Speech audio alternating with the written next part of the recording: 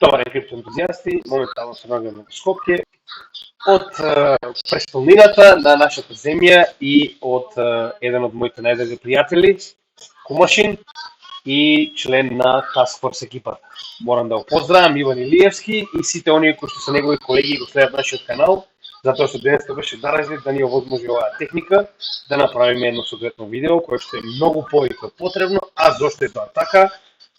Значи, моментално имаме нови информации за инфлација, тоа е CPI кор инфлацијата, кој што во 12:30 по GMT, односно тоа е 2 часа наназад, така речено, во нашето време моментално, а тоа е 2:45 по македонско време, беа објавени, а тоа е дека имаме многу висока стапка на CPI инфлација. Зошто е тоа битно? Сега ќе покажеме. Прво гледаме дека имаме дамп на пазарот, што е очекуван. Оние кои што следат нашиот канал знаат точно за што зборувам.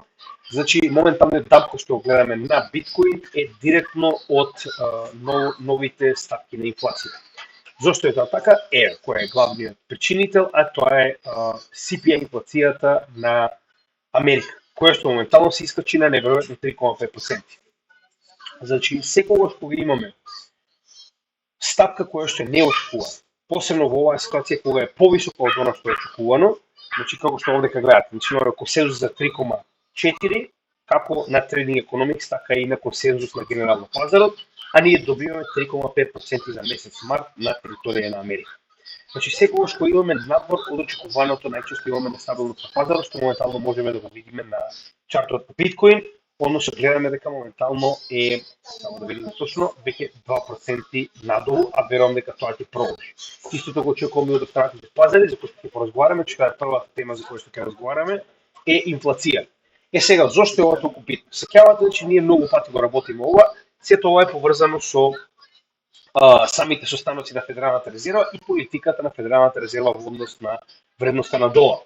Со тоа што ние добивме намалување на невработеноста, тоа беше последниот пат овој индекс кој добивме на 5 април за месец март, каде што гледаме дека невработеноста се намалила од 3,9 на 3,8%, и ваквото намалување ни покажува дека пазарот и понатаму останува отпорен од економски аспект и дека истиот моментално е издржлив во однос на она што се случува на самата економија. Додека во исто време, за жал, инфлацијата има сосема поинаков тек, значи и понатаму продолжуваме да добиваме, така речем, солиден индекс на кор инфлацијата, кој што исто така битна, за кој што ќе поразговараме малку подоцна, но CPI инфлацијата за жал е проблем. Односно, ако го погледнеме самиот чарт, гледаме дека, како што велат и самите економисти во Америка, значи моментално имаме стики инфлација, или што уствари тоа значи? Значи дека инфлацијата одбива да се намали до посекуваните 2%. Гледаме дека иста да се движи во целиот овој период, скоро година наназад, од 3 до 3,5% нагоре и надолу. Зошто е ова битно?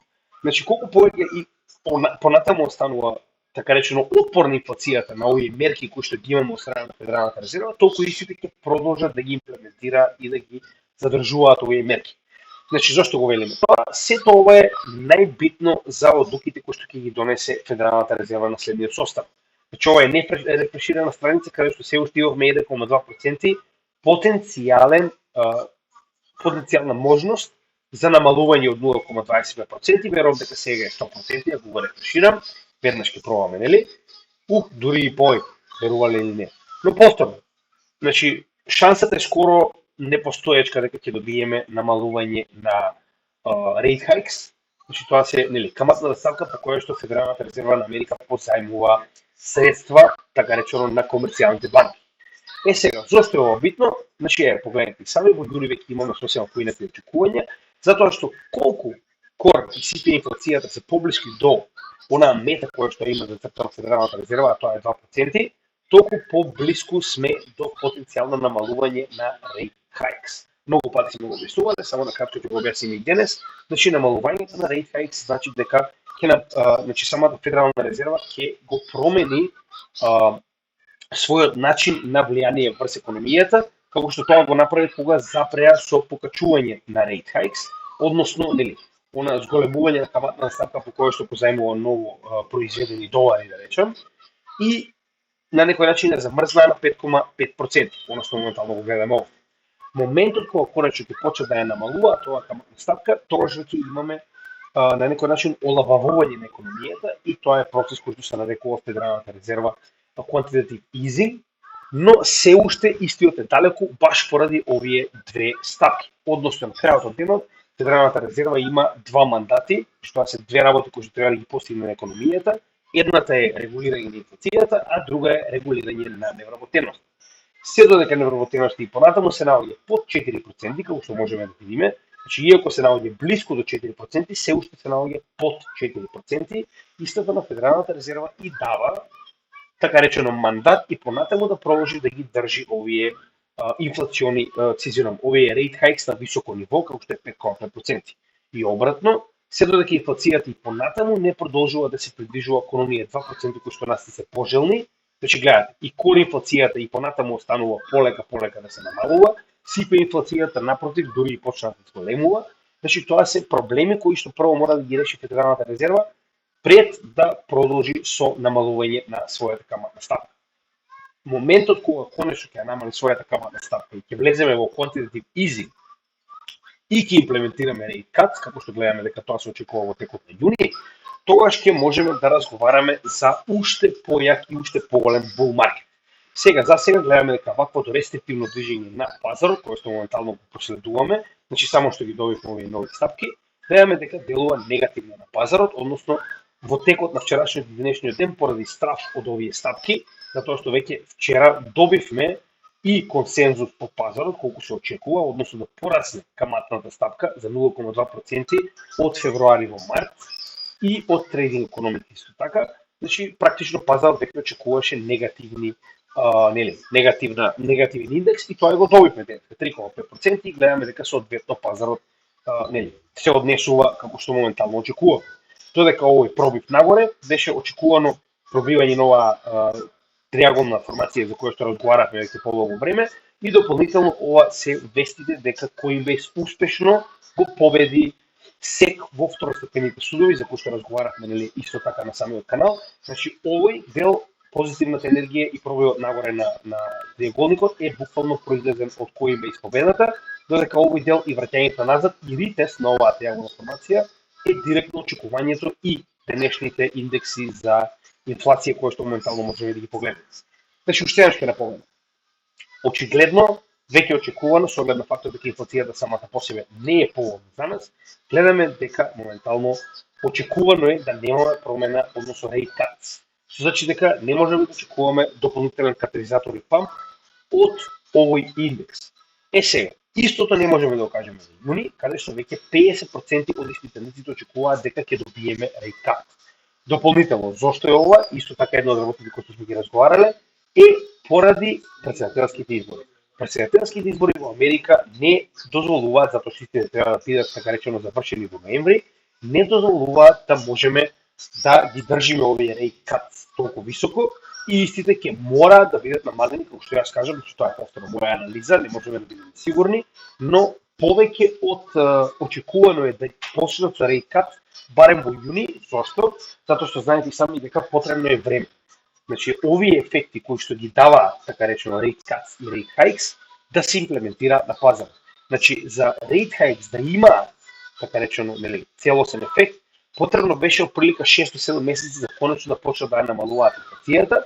Значи, за тоа да го објасниме, многу едноставно можеме да го направиме директно на чартот, за да не биде ова само објаснување.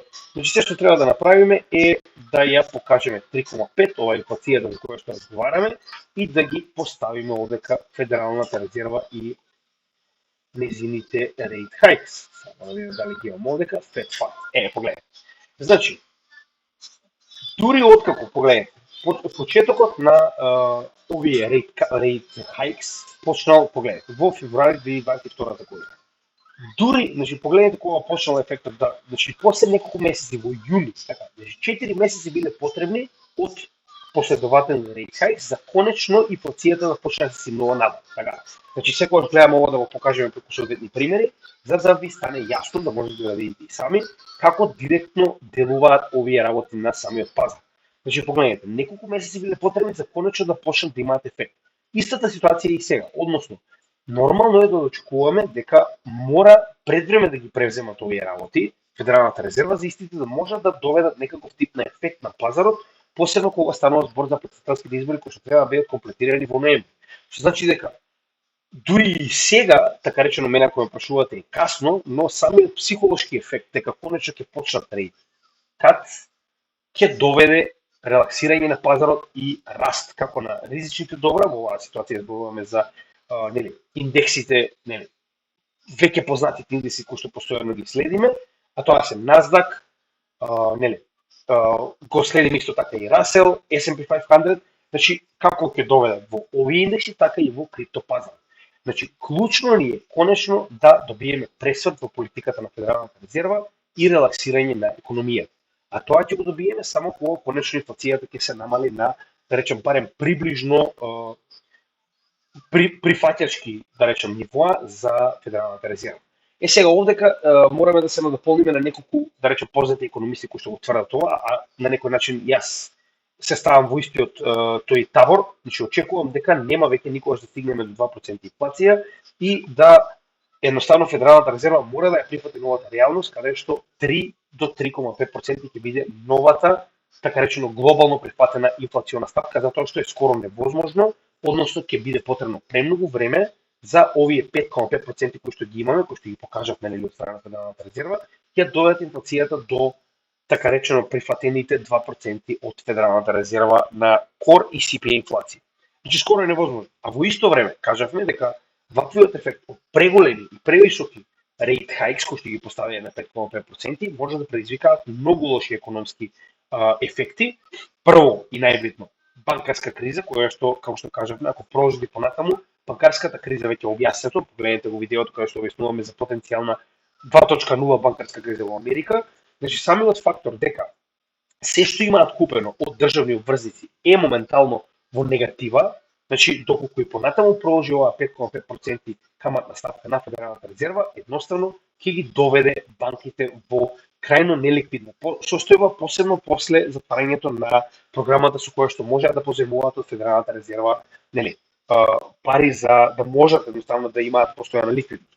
Втората ситуација која што може да настапи е стандардна рецесија, која што ќе бутне едноставно американската економија во рецесија затоа што превисоките ставки од 5,5% ги ставаат банките во ситуација да не можат да позајмуваат доволно кредити, а со тоа и самата банка, тоест самата економија се става во момент каде што поголемиот дел од економските фактори, економските компании, оние двигатели кои што го дигаат бруто домашниот производ постојано, да не можат тоа да го направат од четвртина до четвртина, што значи дека ќе дојдеме во ситуација на потенцијална рецесија. И нормално самите претседателски избори, значи има многу фактори кои што едноставно не ги дозволуваат на Федералната резерва да може да го прави неограничено.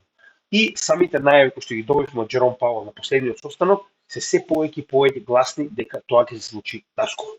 Тоа е околу инфлацијата и околу очекувањата во следниот период да добиеме rate cuts, а нормално би сакал малку повеќе да разговарам за DXY и за гориво.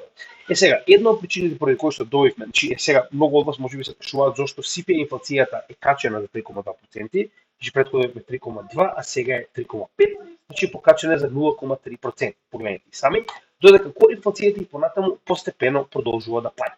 Значи овдека имаме еден многу битен фактор кој што се нарекува гориво, ние тоа многу пати сме зборувале, и сега можеме да видиме дека тоа што ние го кажеме уште на почетокот до оваа година, сега го гледаме ефектот во живо.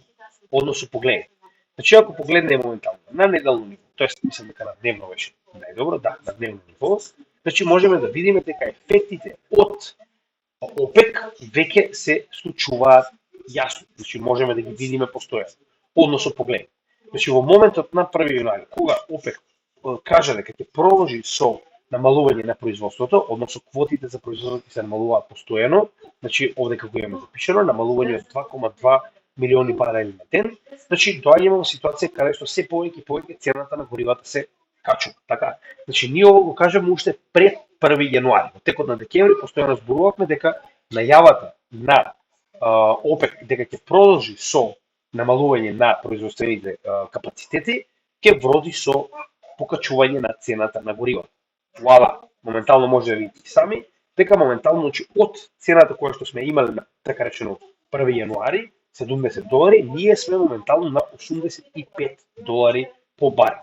Значи, тоа е моментот за кој што ние постојано зборуваме дека ова е еден од главните двигатели кои што и понатаму ја буткат цената на DXY индексот. Само момент, не на кирилица. Значи, DXY индексот буквално една од главните причини поради кои што и понатаму се наоѓа на оваа висока цена. Значи, погледнете, како расте цената на горивата, така расте и цената на доларот. Оно што ние постојано го зборуваме. Така, значи ова не е никаква магија, ако ги следите пазарите и знаете што се случува, ќе знаете да го донесете овој заклучок кој што моментално го гледаме. Значи, ништо не се променило во последните 3 месеци, откако кажеме дека и понатаму ОПЕК продолжува со овие така речено намалени производствени квоти и каже дека истото ќе продолжи до јуни, значи очекувано е дека и самиот долар ќе се движи во нагорна линија. Дополнително, самиот фактор дека Федералната резерва го прави ова продолжено, така речено, задржување на rate hikes, значи моментално овие два ефекти понатаму предизвикуваат DXY индексот да продолжи да се движи нагоре, односно да биде во повисока стапка. Погледнете сами, значи DXY моментално погледнете, значи на самиот чарт на DXY, значи буквално последната свеќа од декември 2023 на неделно ниво и првата од јануари. Како се зголемува цената на горивата, така се зголемува и индексот на DXY, дополнително забрзан од ефектите од Федералната резерва и одложувањето на rate cuts. Значи, се додека тие две работи не се променат или барем една од нив, можеме да очекуваме дека цената на DXY ќе остане висока. Малку сме денеска во гужва, така да вие фокусирајте се на мојот глас и не се секирайте, а екипата во позадина си ја прави својата работа. Сега, откако го објасниме делот со DXY, кој што е еден од главните причинители за така речено забавеното растење на биткоин, значи сега можеме малку да поразговараме повеќе.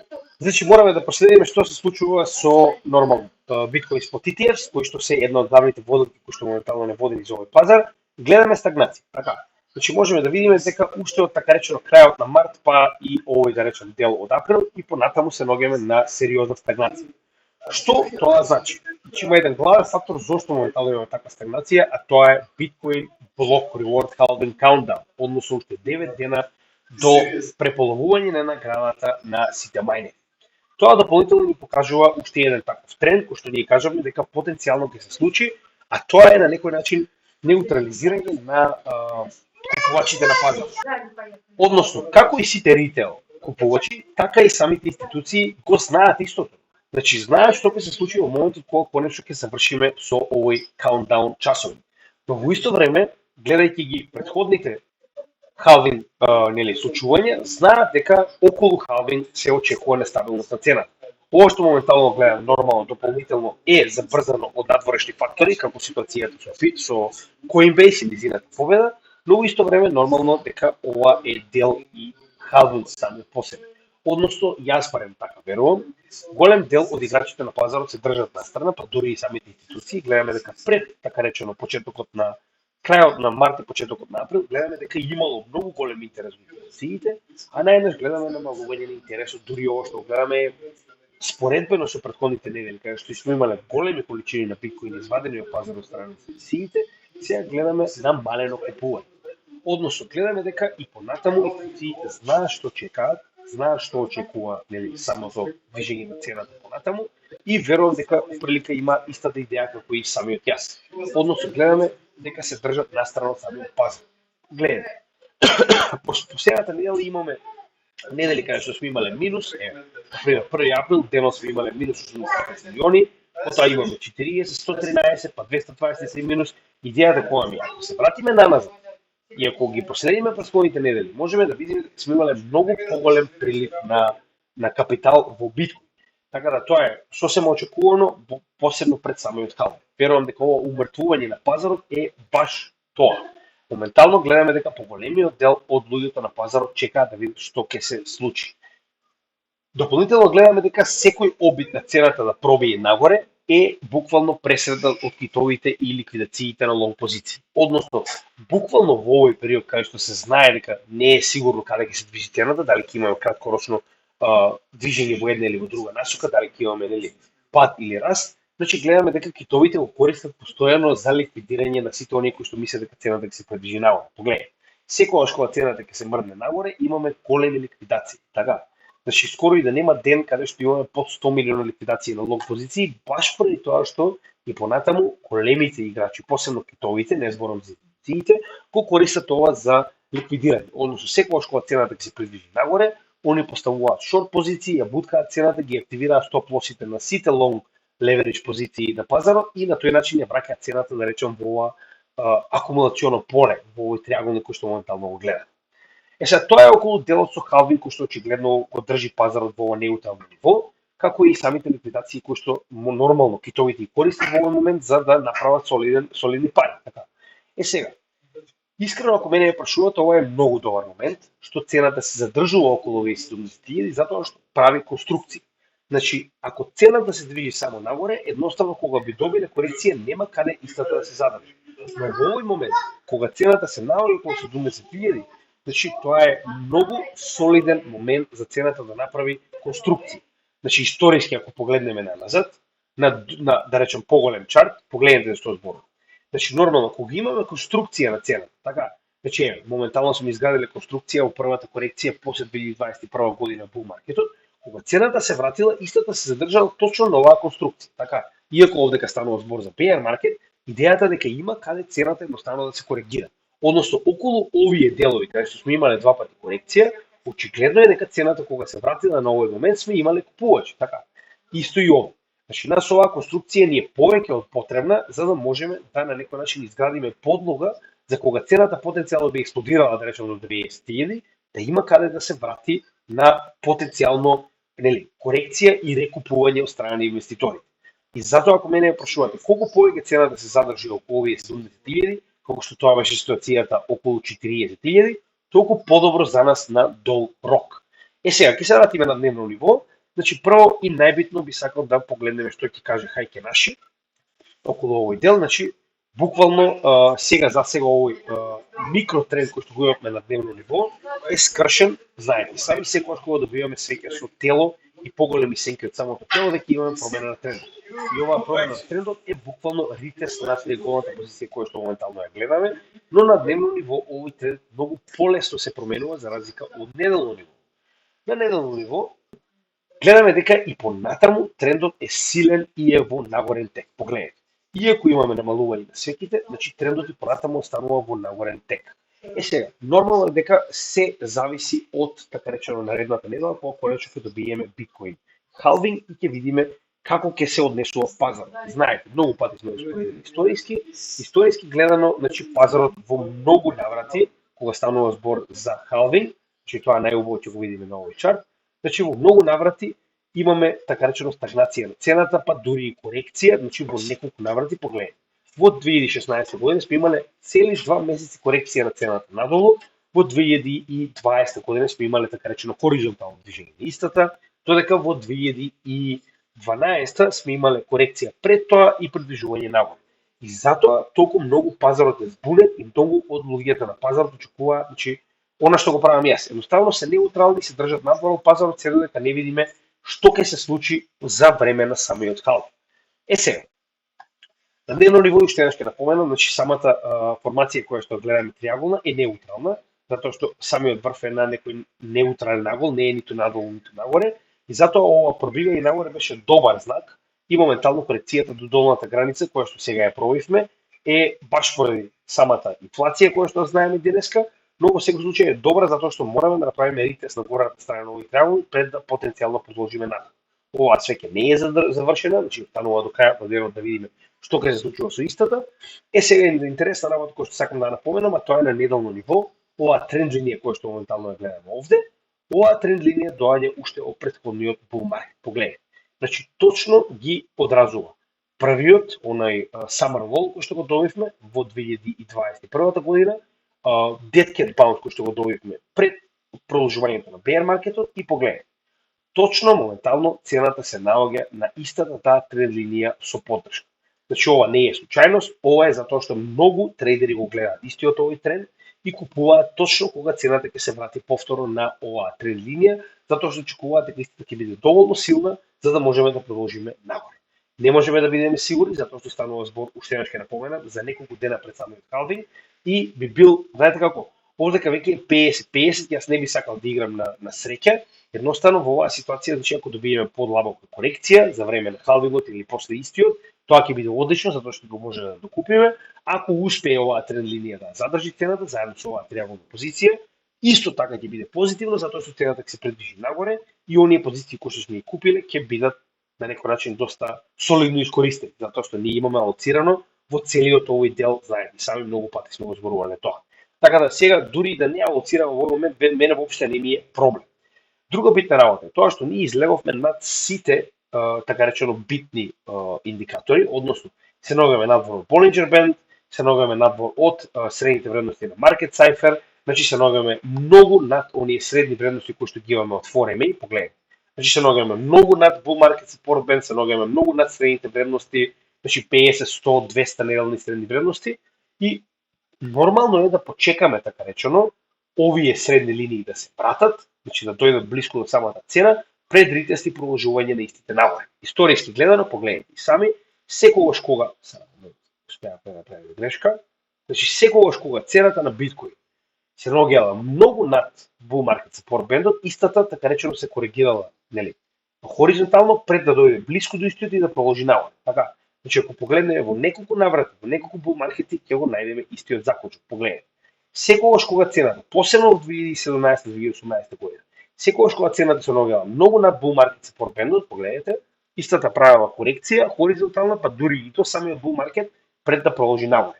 Односно тоа е својствено затоа што, пак ќе ви напоменам, значи не е ова магија, ова е значи индикатори и формации кои што сите ние ги следиме. Се разбираме, имате милиони трейдери кои кога цената ќе се предвижи волку далеку од сам Bull Market Support Band, знаат дека е премногу жесток пазарот и дека е време за корекција. Значи дека секој од трговците кои што се наоѓаат во овој дел од пазарот би продала секогаш кога ќе се наоѓаме доста далеку, така речено, од овој тренд, од оваа Bull Market Support Band и би купувал секогаш кога ќе се најдеме блиску до истиот. Така, повторно, јас не ви кажувам што да правите, јас не ви кажувам дека треба да го тргувате ова, само ви кажувам дека историски гледано, секогаш кога се наоѓаме толку далеку над овој тренд, нормално е да очекуваме корекција барем блиску до истиот. Така и во оваа ситуација, ово што моментално го гледаме, затоа што се наоѓаме многу над овој тренд, ово хоризонтално движење гледаме дека од повеќе фактори, како од Bollinger Band, средни вредности на Market Cipher, Bull Market Support Band, е нормално да се придвижиме така речено хоризонтално, па дури и надолу, пред конечно да продолжиме со снегото движење нагоре. Знаеме дека сме во официјален bull market, ова е само така речено пауза пред следното движење нагоре. Тоа е во однос на овие два чарта, значи само уште нешто имаме на како да спомнеме, а тоа е прво гледаме дека и понатамо продолжуваме во оваа макро да речем шема на Wyckoff, тоа сме го следеле многу пати, значи знаете дека буквално целиот bear market го следевме реализирањето на овој дел, а тоа е акумулацијата на Wyckoff, која што детално е така речено образложена преку овој дел, нели, тоа веќе го направивме, и сега се наоѓаме во овој маркап дел, каде што едноставно се придвижуваме кон следниот дел, каде што ќе почне дистрибуција, каде што сите овие кои што моментално купиле, вклучувајќи и нас, постепено ќе почнат да се ослободуваат од позициите на биткоин, што е сосема нормална работа, но оваа маркап позиција некогаш трае доста долго и трае доста високо. За сега мислам дека се наоѓаме во самиот почеток, значи буквално она што го разговарате, дека се уште дури не сме имале некоја солидна корекција од, да речем, 30-40%, што е нормална работа во секој bull маркет, за да можеме да кажеме дека буквално тоа се оние големи ликвидациони позиции кои што се случуваат на маркап делот од Wyckoff акумулацијата до дистрибуција, што уствари ги истребуваат сите оние слаби играчи кои што едноставно се тука само за некој ситен профит. Сите оние кои што знаат каде се тоа се движи, кои што знаат која е крајната цел на Wyckoff шемата од акумулација до дистрибуција, знаат дека сите овие мали корекции кои што ги добиваме на пазарот, па дури и истите да не се толку мали, затоа што ако некој што ќе дојде моментално традиционалните пазари види корекција од, погледнете, 21%, значи он ќе мисли дека тоа е тоа, bull маркетот да заврши. Додека сите нас кои што знаеме каде се тоа се движи, кои што знаеме дека ефектот на пазарот за преполовувањето на наградата на биткоин майнерите е огромен, знаеме дека многу сме далеку од дистрибуцијата, односно од моментот каде што конечно ќе почнеме да добиваме замена на Diamond Hands, оние кои што купувале кога се наоѓавме овдека доле, значи во овој дел, затоа што ние ова го трувавме 6 месеци дека се наоѓаме во Wyckoff акумулација, Значи сите оние кои што купувале овдека, нормално кога веќе дошле до ситуација каде што се 3-4x кога станува збор за биткоин, ќе почнат да продаваат на оние кои што само што влегле во пазар. Така да далеку сме од дистрибуција, ако мене ја прашувате, тоа ќе настапи после самиот халвинг, кога конечно ќе добиеме придвижување на пазарот нагоре. И уште еднаш, значи тоа е тоа, 9 дена, значи овој сам канал ви покажува прилика кое е макродвижењето на биткоин кога станува збор за самиот биткоин циклус. Погледнете и сами, значи историски, ова е веќе општо познато, секогаш кога добиваме халвинг, погледнете и сами, добиваме и blow-off top. Значи ние не сме ни почнале со blow-off top движењето, тоа што постојано го зборуваме, и затоа толку многу инсистирам дека сега е потребно што повеќе македонци да научат за биткоин, да научат за халвинг, да научат за биткоин циклусот и да знаат што следува. Историски гледано, до сега не сме добиле ниту една причина да се сомневаме во blow-off top движењето на цената на биткоин после секој халвинг, а овој бул маркет уште помалку, затоа што знаете и сами, интересот за биткоин се повеќе и повеќе расте помеѓу институционалните инвеститори. Дополнително, денеска добивме вест дека во Хонг Конг, во текот на овој месец ќе добиеме биткоин спот ETF на 4 апликанти, кои што се моментално на територијата на Хонг Конг, што својствено се обидуваат да го задржат капитал на источната хемисфера на источната хемисфера. Така, значи идејата е да не мораат странските инвеститори да инвестираат во Америка во биткоин спот ETF, што е одлично. Значи, колку повеќе адаптација, колку повеќе држави се обидуваат да воведат биткоин спот ETF, толку подобро за нас, затоа што интересот е огромен. Уште еднаш ќе напоменеме, значи многу пати сме го кажале, ќе го кажем уште еднаш самиот крај. Значи погледнете, имаме ситуација во која што имаме околу 13, 10, 12 илјади биткоини извадени од пазарот на дневно ниво. Да, има и денови кај што имаме минус 5, односно кај што се додале 5000 коини на дневно ниво, но во просек, како што кажавме, ако земеме дека околу 5 до 6000 биткоини се во просек во целиот овој период извадени од самиот пазар, значи ако тоа го споредиме со тоа колку биткоини се мајнаат на ден, тоа е негде од 9 до 950, гледаме дека во овој момент во просек 5 до 6 пати повеќе биткоини се вади од пазарот отколку што се произведува. А кога ќе изминат овие 9 дена и кога ваквата количина на биткоин која што влегува на пазарот ќе се намали за половина од 950 на некои 400-450 биткоини, тогаш замислете колку ќе се зголеми, значи нема потреба да замислите, значи дупло ќе се зголеми. Така, ако сега имаме 5 до 6 пати поголемо вадење на биткоин отколку што се става во пазарот, замислете тогаш ќе имаме 10 до 12 пати поголемо исцрпување на биткоин од пазарот отколку што се произведува нов биткоин. Така да тоа треба да ви даде основа на што очекуваме од цената на биткоин, нешто што историски не сме го имале. Сега, значи зборувам само за институциите. Каде е тука ритейл секторот, каде се китовите? Значи ритейл секторот се уште спие, тоа многу пати го покажавме до сега и затоа уште нешто ќе напоменам, јас очекувам да имаме потенцијално и најголем bull market кој што некогаш сме го виделе во историјата на крипто. Така да останува да видиме, ќе го проследиме тоа заедно. Се уште сум на одмор. Во сабота и недела ќе бидам веќе во Скопје, во Малта и ќе почнам да правам регуларна материја, така да знаете сами, на самиот халвинг, тоа е за 9 дена, се очекува да направам и соодветен подкаст, значи ќе гледам да се ослободам за тој ден, да го направиме овој лайвстрим во живо, заедно со вас ќе биде прашање и одговори на заедницата, тоа ќе биде роденденски, заедно со самиот халвинг евент. Така да тоа ќе биде нешто интересно. Ова беше само краток апдейт за тоа што имавме доста битни стапки, а тоа се стапките за инфлација кои што ги добивме денес. Се надевам дека уживате во нашата работа. Уште еднаш за самиот крај, помогнете ни да помогнеме на што повеќе македонци. Знаете дека нашата материја и понатаму останува бесплатна. Се што бараме од вас е да ни помогнете да ја доставиме до што повеќе македонци.